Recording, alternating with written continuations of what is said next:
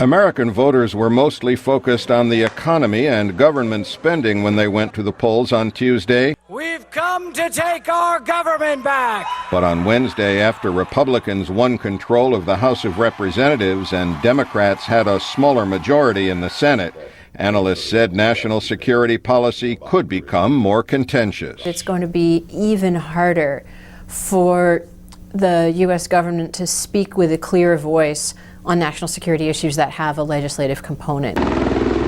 Analyst Heather Hurlburt says that includes the Defense Department's budget. Congress has tried to use it in the past to influence war policy, but with limited success.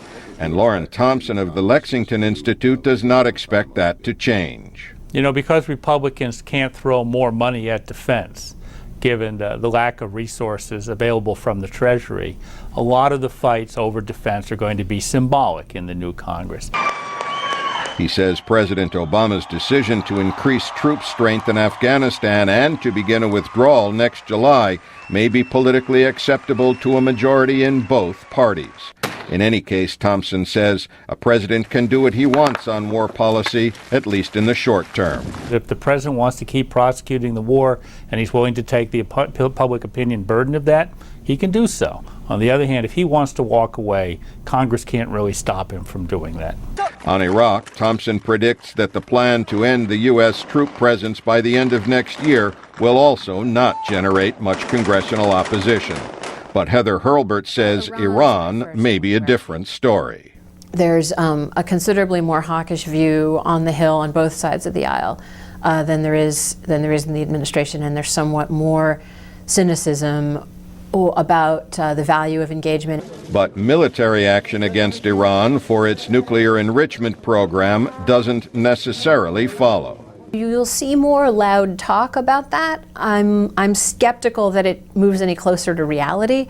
Analysts say there may also be talk in the new Congress, but not much action to block President Obama's plans to close the Guantanamo detention center and to allow homosexuals to serve openly in the military. The president says he may use the final session of the current Congress to try to change the law on gays in the military. He may also use it to try for Senate ratification of the New START treaty, further reducing U.S. and Russian nuclear arsenals.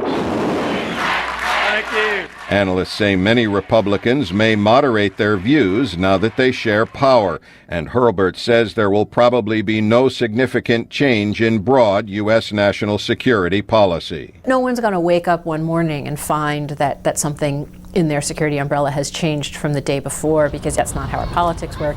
Washington's focus on strengthening the economy, she says, is important to U.S. allies because without a strong economy, the United States will have difficulty maintaining its military strength and international security commitments. Al Pessin, VOA News at the Pentagon.